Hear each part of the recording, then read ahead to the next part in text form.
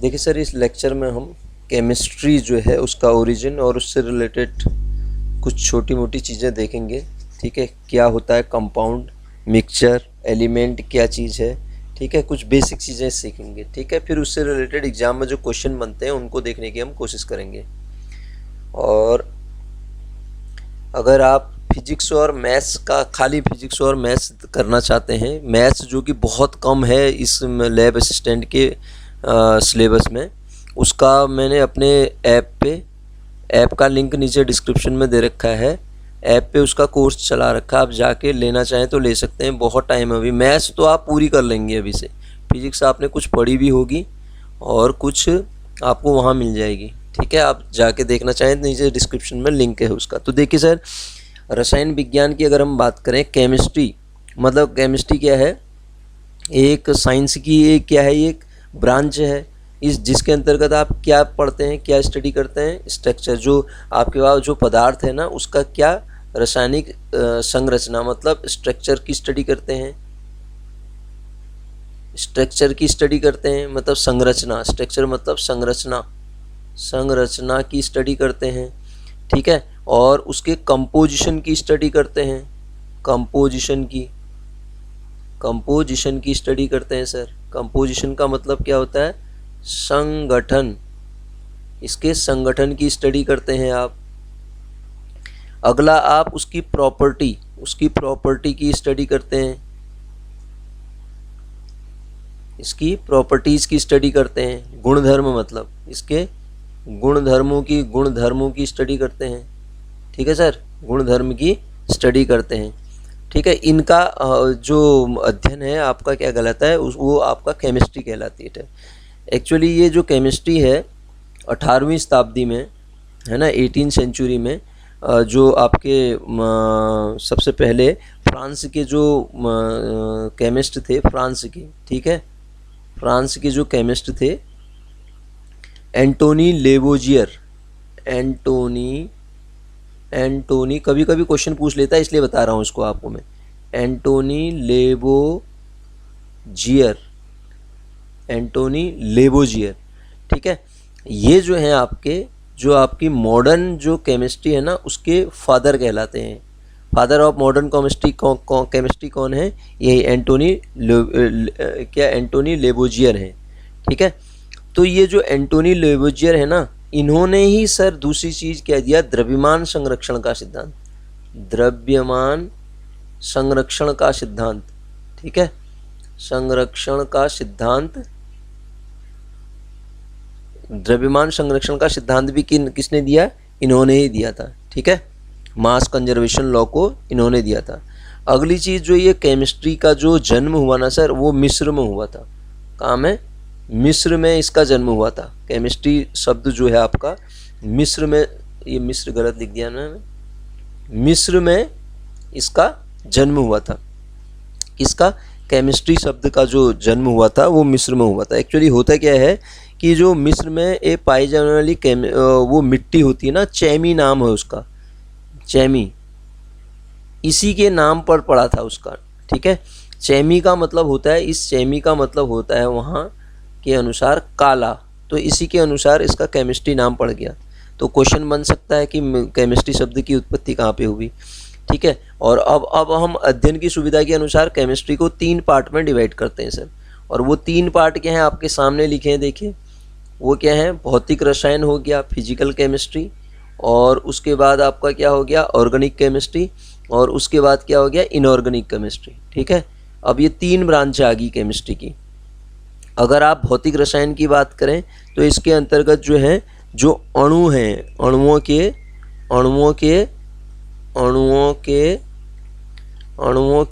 भौतिक गुण, किसकी स्टडी करेंगे आप,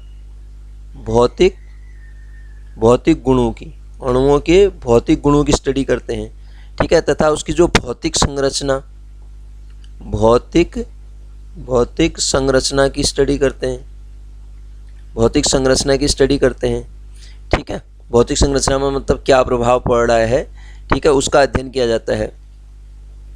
और उसके साथ साथ रासायनिक अभिक्रिया की दर होगी, प्रकाश के रासायनिक प्रभावों का भी अध्ययन किया जाता है, किसके अंतर्गत, भौतिक रसायन। अगला चीज़ आती है ये जो आपके पास कार्बनिक रसायन है, इसके अंतर्गत आप क्या करते हैं, कार्बन और हाइड्रोजन जो है इससे युक्त यौगिक जो होंगे, केमिकल कंपाउंड जो होंगे, ठीक है, उनके आपसी संबंध क्या है, मतलब उनका आपस में कैसा संबंध है, और उन तत्वों अन्य तत्वों के साथ क्रिया करके क्या क्या प्रॉपर्टी दिखाते हैं, उनकी स्टडी करते हैं।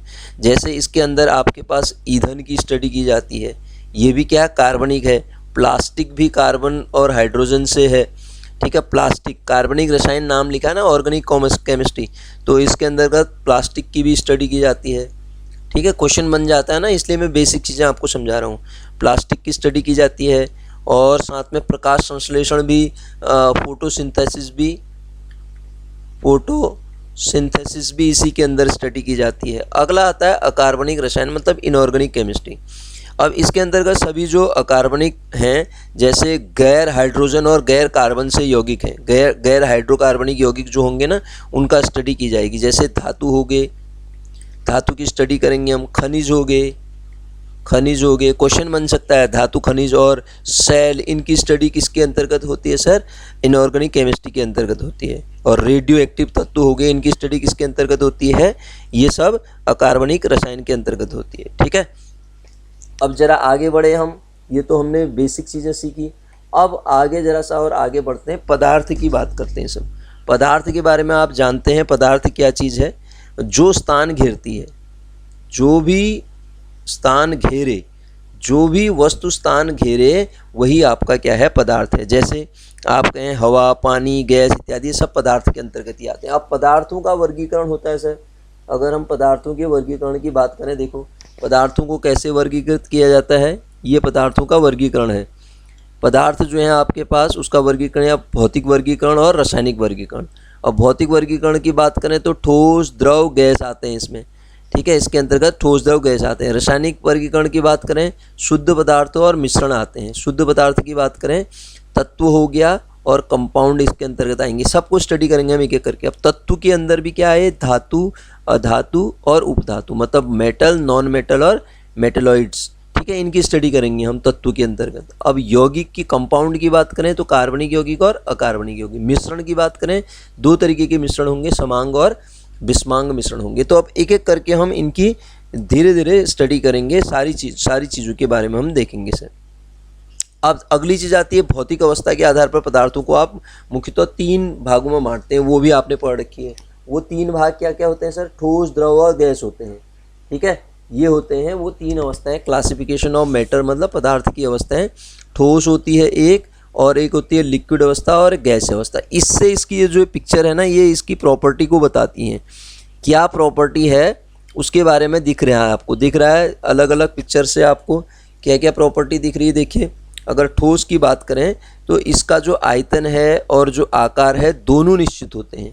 इनका जो वॉल्यूम है और शेप है, शेप मतलब आकार, ये निश्चित होते हैं। क्या होते हैं, दोनों निश्चित होते हैं। क्वेश्चन पूछता है हाँ सर, यहाँ से निश्चित होते हैं। जैसे पत्थर हो गया, कोयला हो गया, ये निश्चित होते हैं। अब द्रव की बात करें तो इनका आयतन निश्चित होता है, लेकिन आकार, आयतन तो वॉल्यूम तो निश्चित होता है, वॉल्यूम तो क्या होता है, निश्चित होता है, ठीक है। लेकिन वॉल्यूम तो इसका निश्चित होता है, लेकिन क्या वॉल्यूम मतलब आयतन तो निश्चित होता है, लेकिन आकार निश्चित नहीं होता है। जिस बर्तन में जैसे डालोगे उसी का आकार, जिस पात्र में रखोगे उसी के आकार ले लेती हैं, ठीक है। जैसे पानी हो गया, दूध हो गया, तेल, ये सारे आपके लिक्विड हैं। अगली चीज़ आती है गैस सर। गैस में क्या होता है, इसका आयतन, आकार दोनों ही परिवर्तनशील होते हैं, ठीक है। इसके बारे में हम नहीं कह सकते। जैसे कोल गैस होगी, CH4 होगी आदि, ये सारी गैसें हैं, ठीक है। अब ये ठोस, द्रव, गैसों के आधार पर कुछ और प्रॉपर्टी मैं आपको बताता हूँ, इसको आप ध्यान से समझिएगा। ये लिखी है, ठोस, द्रव, गैस के कुछ सामान्य गुण हैं, बढ़ते से घटते हुए क्रम में, बढ़ते से घटते हुए क्रम में। मतलब गतिज ऊर्जा सबसे बढ़ते से घटने, मतलब सबसे कम गतिज ऊर्जा किसकी होगी, ठोस की होगी, तो सबसे ज़्यादा किसकी होगी, गैस की। देखो ये बना है ना, गैस की। घनत्व ठोस का सबसे ज़्यादा होगा, द्रव का, फिर गैस का। अंतर आणविक आकर्षण बल जो होते हैं, इंटरमोलिकुलर फोर्सेज जो होते हैं ठोस में, सबसे ज़्यादा होते हैं, फिर द्रव में, फिर गैस में। दूर दूर रहते हैं ना वो, आप दिख रहा है आपको वहीं से। और अंतराण्विक स्थान की भी बात करें तो स्थान, अंतराण्विक जो स्थान होगा गैस में ज़्यादा होगा, द्रव में, फिर ठोस में होगा। और इलास्टिसिटी प्रत्यास्थता का गुण ठोस में, फिर द्रव में, फिर गैस में। ससंजक बल ठोस में, आपने पढ़ रखा ना, ससंजक आसंजक बल ठोस में सबसे ज़्यादा, फिर द्रव में, फिर गैस में। विसरण की अगर हम बात करें, अभी डिफ्यूजन पढ़ेंगे हम, गैस, द्रव और ठोस, इस तरीके से ये कुछ प्रॉपर्टी हैं, इनको आप नोट कर लो और दिमाग में बैठा लो, यहीं यहाँ से क्वेश्चन बन जाता है आपका। अब देखो सर, ये 3 अवस्था तो मैंने आपको बताई, इसके अलावा भी कभी कभी क्वेश्चन पूछ देता है, वो नोट करने वाली चीज़ है, ध्यान से सुनिएगा कि 2 अवस्थाएं और भी होती हैं। वो 2 अवस्थाएं कौन होती हैं? 3 अवस्थाएं तो हमने पढ़ी ली, 3 के अलावा 2 और अवस्थाएं होती हैं ठोस, द्रव, गैस के अलावा। उनमें से पहली जो होती है सर, प्लाज्मा अवस्था होती है। प्लाज्मा, पहली अवस्था क्या होती है? प्लाज्मा अवस्था होती है, ठीक है। प्लाज्मा, पहली अवस्था प्लाज्मा अवस्था होती है, प्लाज्मा स्टेट। तो मतलब चौथी अवस्था है प्लाज्मा। जो होता है प्लाज्मा को की अगर हम बात करें, निश्चित आकार और निश्चित आयतन नहीं होता है इस अवस्था का, ठीक है। और सबसे पहली बात, दूसरी बात इसमें जिसकी जो स्टडी की थी सबसे पहले क्रुक्स ने की थी, लेकिन नाम जो दिया था कोई और वो साइंटिस्ट थे, उन्होंने दिया था, ठीक है। क्रुक्स ने नाम नहीं दिया था इसका। चौथी अवस्था है, आपने पढ़ ही लिया। प्लाज्मा का जो टेम्परेचर होता है वो 20,000 डिग्री सेंटीग्रेड इसका टेम्परेचर होता है। सूर्य के ताप हो गया, सूर्य का ताप हो गया, सूर्य का ताप हो गया, और तारों की ऊष्मा होगी, तारों की ऊष्मा होगी, ठीक है, तारों की ऊष्मा होगी। तो ये प्लाज्मा अवस्था के कारण ही होते हैं। सूर्य का ताप, तारों की ऊष्माएं प्लाज्मा अवस्था के कारण ही होती है। और अगली आती है sir Bose Einstein, Bose Einstein, Bose Einstein, Bose Einstein, Einstein condensate, condensate, ठीक है। बोस आइंस्टीन थ्योरी आती है ना। तो ये मतलब टोटल अवस्थाएं, कभी क्वेश्चन बन जाए तो टोटल अवस्थाएं क्या होती है? 5 होती हैं सर। क्लियर होगी बात। अब आते हैं हम पदार्थों में होने वाले परिवर्तन को सीखते हैं। पदार्थों में कैसे परिवर्तन होते हैं उसको सीखते हैं, ठीक है। बेसिक चीज़ बता रहा हूँ मैं आपको। पदार्थों में 2 तरीके के परिवर्तन होते हैं। एक तो भौतिक परिवर्तन होता है। भौतिक परिवर्तन की अगर हम बात करें तो इस परिवर्तन में क्या होता है सर, ये एक अस्थायी है। भौतिक परिवर्तन क्या है? अस्थायी है। मतलब क्यों अस्थायी है?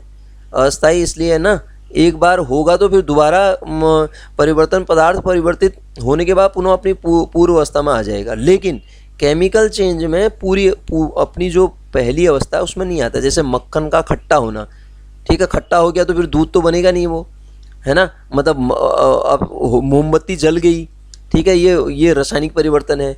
और मोमबत्ती का पिघलना, जलना अलग चीज़ है, पिघलना अलग है। हाँ, पिघल के फिर मोमबत्ती देती है वो, चाहे कम हो जाए तो वो पिघलने से फिर भौतिक परिवर्तन, लेकिन जलना जो है इसका वो रासायनिक परिवर्तन। ध्यान दीजिएगा, CO2 सूखी बर्फ, CO2 का सूखी बर्फ बनना, फिर वो कन्वर्ट हो जाएगी तो भौतिक परिवर्तन है। पानी का वाष्प बनना, पानी वाष्प बनेगी फिर पानी बन जाएगी, पानी वाष्प बनेगी तो फिर पानी बन जाएगी। चीनी या नमक का पानी में मिश्रण, पानी में मिश्रण चीनी, और ये भौतिक परिवर्तन है, ठीक है। पानी में मिश्रित करोगे उसको एक स्थिति तक, तो वो आपका क्या होता है, फिर वो ज़्यादा डालोगे तो फिर चीनी ही दिखेगी ना आपको। और शुष्क बर्फ का सब्लिमेशन हो गया, कपूर का जलना हो गया, रेत का पानी में घुलना हो गया, फिर रेत दिखती है। अम्लीकृत जल का वैद्युत अपघटन हो गया। ये सारी चीज़ें क्या हैं, अभी चल रही हैं। जो ये देखिए सर, जो हम बात कर रहे हैं, किसकी बात कर रहे हैं, ये भौतिक परिवर्तन है। लोहे का चुंबकीकरण भौतिक परिवर्तन है। रेत का पानी में घुलना भौतिक परिवर्तन। अब रासायनिक परिवर्तन में देखो, मोमबत्ती जल गई तो रासायनिक परिवर्तन, अगरबत्ती जल गई तो दोबारा आप प्राप्त नहीं कर सकते। खाना पच गया तो अब वो सॉलिड फॉर्म में हो जाएगा, लिक्विड जो भी है। लकड़ी का जलना जो हो गया, ईंधन जल गया तो फिर दोबारा प्राप्त नहीं कर सकते। लोहे में रस्टिंग ऑक्सीकरण के द्वारा होता है ना, रस्टिंग, जंग लगना। दूध से दही बन गया, फिर दूध कैसे बना लोगे? फास्फोरस को केरोसिन तेल में डाल दोगे तो, और इस सोडियम को पानी में डालना, ठीक है। और प्लेटिनम के तार का जलना, पदार्थों का किण्वन, ये सारी चीज़ें किसके अंतर्गत आती हैं सर? रासायनिक परिवर्तन के अंतर्गत आती हैं। तो इसमें एक चीज़ मैं आपको और बताता हूँ, एक बात आ रही है यहाँ पे उठ के कि लोहे का जलना, लोहे की रस्टिंग से रिलेटेड बहुत सारे क्वेश्चन पूछ लेता है वो। लोहे का रस्टिंग, जलना नहीं, लोहे में रस्टिंग मतलब जंग लगना। लोहे में जंग लगना एक रासायनिक परिवर्तन के अंतर ही आता है। ठीक है, ये होता क्या है? जंग किसके कारण लगता है? नमी और O2, नमी और O2 के कारण, मतलब ऑक्सीजन की आपस में उपस्थिति के कारण इसमें जंग लग जाता है। ठीक है, लोहे में जंग, और लोहे में जंग लगेगा तो उसकी आयु घट जाएगी पहली बात, और लोहे का भार जो हो जाएगा, भार बढ़ जाएगा। ठीक है, भार बढ़ जाएगा। और अगली चीज़, लोहे को जंग से बचाने के लिए क्वेश्चन बनता है ना, लोहे को जंग से बचाना है तो किसका लेप किया जाता है? किसका लेप किया जाता है? जस्ते का लेप किया जाता है। ठीक है, इसी को आप क्या कहते हैं सर? जस्तीकरण भी कहते हैं। ठीक है, जस्ते का लेप किया जाता है। और इसी तरीके से अगर लकड़ी को कीड़े मकोड़ों से बचाना है, क्वेश्चन बनता है, हाँ, लकड़ी को आप बचाना चाहते हैं कीड़े मकोड़ों से, तो जिंक क्लोराइड का सर, जिंक क्लोराइड का आप क्या करते हैं? इसमें जिंक क्लोराइड का लेप करते हैं। ठीक है, जस्ते की कमी है, जस्ते की कमी से एक और प्रॉपर्टी बताता हूँ, जस्ते की कमी से धान का रोग होता है। ये तो क्वेश्चन आसान है। ठीक है, अब आप आगे बात करते हैं, इसके अलावा और चीज़ें हम पढ़ते हैं। ये तो हमने कुछ और प्रॉपर्टी देख ली। अब देखते हैं अणुओं से आगे तत्व की बात करते हैं सर। अभी हमने पढ़ा था ना बहुत सारी चीज़ें, तो अब तत्व क्या चीज़ होता है उसको देखते हैं। तत्व की अगर हम बात करें, अब सुनिएगा ध्यान से, तत्व सबसे पहले मैं बताता हूँ आपको। तत्व की अगर हम बात करें तो ये क्या है? शुद्ध पदार्थ का शुद्ध रूप है। इसका मतलब क्या हुआ? जिसे तोड़कर आप अन्य पदार्थ में परिवर्तित नहीं कर सकते। और तत्व का जो सबसे सूक्ष्मतम कण होगा वो परमाणु होता है। पहली बात क्या होता है? परमाणु होता है। अभी तक लगभग मेरे ख्याल से 114 या 12 प्राप्त हैं। अब तत्व को आप कितने पार्ट में डिवाइड करते हैं? अभी ऊपर लिखा था तत्व के भाग क्या क्या होते हैं। एक तो होता है धातु होती है, और एक होती है आपकी एक होती है अधातु, और अगली होती है उपधातु। ठीक है, अभी ऊपर बताया था मैंने आपको। अब इसी तत्व के लिए एक चीज़ और बताता हूँ मैं आपको। भूपर्पट्टी होती है ना, अर्थ सरफेस, वहाँ पे कौन कौन से तत्व मिलते हैं? एक तो ऑक्सीजन, सिलिकॉन, और उसके बाद एल्यूमिनियम मिलता है, और उसके बाद लोहा मिलता है। ठीक है, ये क्रम है इसका। ये क्या है? अधातु है, ये अधातु है, ये सिलिकॉन उपधातु है, ये दोनों क्या हैं? धातु हैं। एल्यूमिनियम और लोहा जो हैं धातु हैं जो पाए जाते हैं। अगली चीज़ बताता हूँ मैं, मानव शरीर जो होता है ना सर, मानव शरीर में अगर हम बात करें मानव शरीर में, तो जो तत्वों का क्रम होता है वो बताता हूँ आपको। Oxygen, carbon, hydrogen, greater than का साइन बना रहा हूँ मैं, मतलब ज़्यादा कौन है? हाइड्रोजन, फिर नाइट्रोजन, और फिर कैल्शियम। ठीक है, कैल्शियम ये धातु है। कैल्शियम जो है ना धातु पाई जाती है। आपसे क्वेश्चन पूछता है ना, मानव शरीर में कोई धातु पाई जाती है? आप कहेंगे कैल्शियम धातु तो है। ठीक है, हाइड्रोजन, और ये सारे अधातु हैं। मानव शरीर में ये सारे अधातु हैं। धातु कौन है? कैल्शियम धातु है। मानव शरीर में सबसे कम पाए जाने वाला अगर आप बात करेंगे तत्व कौन है, तो वो कौन है? मैग्नीज होता है सर। सबसे कम कौन पाया जाता है? मैग्नीज पाया जाता है मानव शरीर में। ठीक है, तो आप नोट कर सकते हैं सारी चीज़ों को। ठीक, अब आते हैं ये अणु। अणु से पहले यौगिक से मिलके यौगिक आता है ना। पहला तो मैंने आपको तत्व बता दिया, अब यौगिक के बारे में बताता हूँ मैं आपको। अगर मैं यौगिक की बात करूँ, दो से अधिक तत्व जब आपस में मिलेंगे, दो या अधिक तत्व जब मिलते हैं ना सर, तब यौगिक का निर्माण होता है। ठीक है, अब जिन तत्वों से मिलकर वो यौगिक बनेगा, वो अपने गुणधर्म को हटा देंगे, नया बन जाएगा ना यौगिक। तभी तो अब जो यौगिक का जो सूक्ष्मतम कण जो है, यौगिक का जो सबसे सूक्ष्मतम कण है, वही क्या है? अणु है। ध्यान दीजिए, अब इसलिए यहाँ पे अणुओं के प्रकार लिखा है। तो यौगिक का सबसे सूक्ष्मतम कण अणु है। तो अणु भी कितने प्रकार के होते हैं?